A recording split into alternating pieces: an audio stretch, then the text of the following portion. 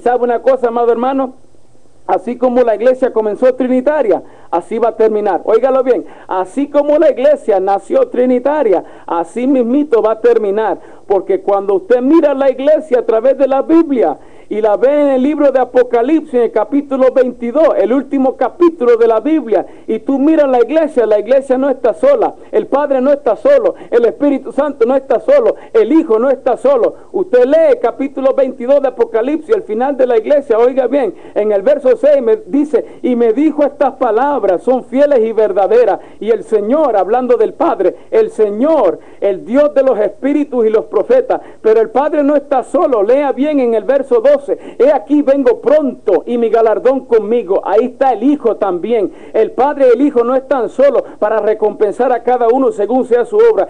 Y todavía queda uno más, falta un miembro de la Santa Trinidad. Y cuando usted lee el verso 17 dice, y el Espíritu y la esposa dicen, ven, amén, sí ven, Señor Jesús. Ahí está el Padre, el Hijo y el Espíritu Santo y la iglesia trinitaria con su Dios trino. Y así como comenzó la iglesia trina, así como nació, así va a terminar en el reino de los cielos con su trino Dios también. Alabado sea el Señor. En Juan capítulo 1, verso 1, dice, en el principio era el verbo y el verbo era con Dios y el verbo era Dios. Yo repasé en una ocasión este verso, pero quiero repasarlo otra vez. Cuando dice que en el principio era el verbo y el verbo con Dios y el verbo era Dios, eso es una espada de doble filo en las manos de los trinitarios que tumba no solamente los testigos de Jehová, pero tumba a los Jesús solos de una buena vez, porque enseña que Jesucristo es 100% Jehová, 100% Dios, pero nunca estaba solo.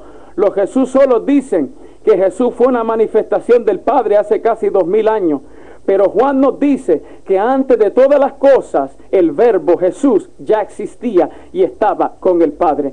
Los filósofos griegos, paganos, los gnósticos de ese tiempo, enseñaban que de ninguna manera Dios, quien es espíritu, puede juntarse con lo físico, con lo material, que es pecaminoso. Negaban la encarnación de Dios. Por eso Pablo escribe en 1 Timoteo 3:16 que Dios fue manifestado en carne.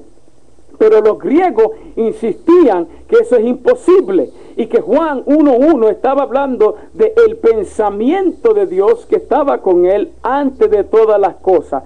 Pero cuando analizamos bien este pasaje, vemos lo absurdo que es esta idea pagana, amado hermano. Perdón, el verbo era Dios. Todo lo que Dios es, el verbo es. Si Dios es personal, el verbo es personal. Si Dios es espíritu, el verbo es espíritu. Si Dios es todopoderoso, el verbo es todopoderoso. Si Dios es sin principio y sin fin, el verbo es sin principio y sin fin. Todo lo que Dios es, el verbo es. El verbo era Dios. Más claro, no canta un gallo, amado hermano. Y dicen ellos que el verbo ahí lo que dice es que era un pensamiento. Bueno, pues si Dios es solamente un pensamiento, pues el verbo es solamente un pensamiento. Pero Dios no es solamente un pensamiento. El verbo tampoco es solamente un pensamiento. Dios es espíritu, por lo tanto el verbo es espíritu, porque el verbo es Dios mismo. El verbo era Dios, no un simple pensamiento. Yo quiero leer las escrituras al estilo Jesús solo por un momento, para que usted vea lo absurdo que es esta idea pagana. ¿Qué pasaría si leyésemos las escrituras como ellos las están leyendo? Oiga bien cómo leería el capítulo 1 de Juan. En el principio era el pensamiento, y el pensamiento estaba con Dios, y el pensamiento era Dios mismo. Este pensamiento era en el principio con Dios. Todas las cosas fueron creadas por este pensamiento. Y sin este pensamiento, nada de lo que ha sido hecho fue hecho. En el mundo estaba este pensamiento y el mundo por este pensamiento fue hecho. Pero el mundo no reconoció este pensamiento. Este pensamiento vino a los suyos y los suyos no le recibieron. Mas a todos los que recibieron este pensamiento, a los que creen en el nombre de este pensamiento les dio vida, les dio potestad de ser hechos hijos de Dios. Y aquel pensamiento fue hecho carne y habitó entre nosotros. Y vimos la gloria de ese pensamiento, como la gloria del unigénito pensamiento del Padre, lleno de gracia y de verdad. Usted ve lo ridículo que salen las escrituras cuando usted las lee al estilo Jesús solo. No tienen sentido las escrituras cuando las leemos al estilo Jesús solo. Imagínense Hebreo capítulo 1, verso 10. Pero tú, oh pensamiento, en el principio fundaste la tierra y los cielos son obra de tus manos.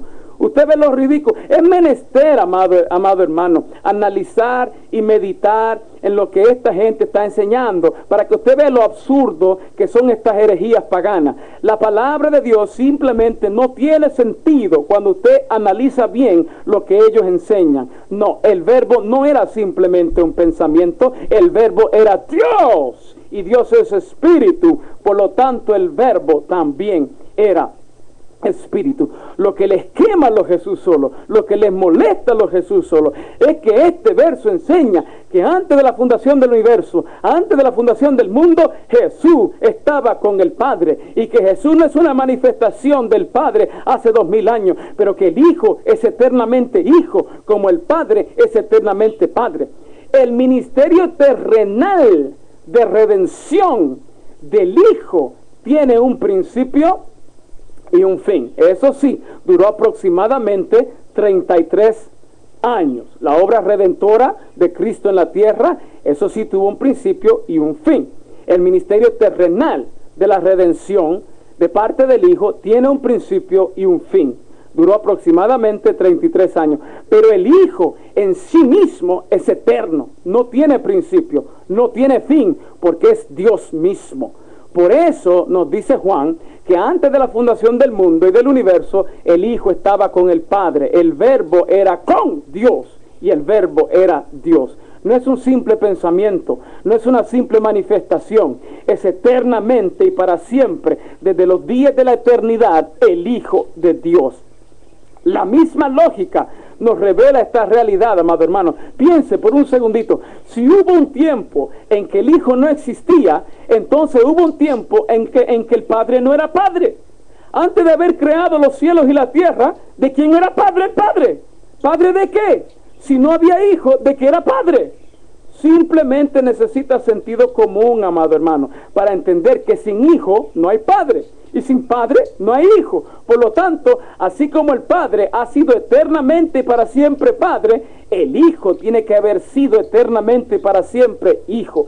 De otra manera, hubo un tiempo en el pasado cuando el Padre no era el Padre.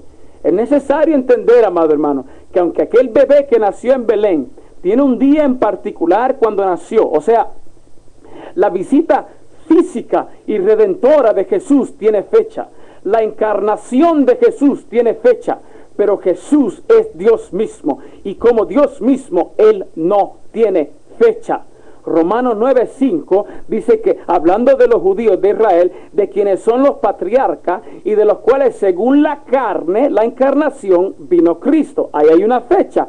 Pero ¿qué pasa? Él, el cual es Dios sobre todas las cosas, bendito por los siglos, bendito eternamente. O sea que Él es bendito desde antes del principio y después del final. Él no tiene principio, Él no tiene fin. Él es bendito por los siglos de los siglos, eternamente, sin principio y sin fin. Él es Jehová, Dios mismo. ¿Cómo va a tener un principio?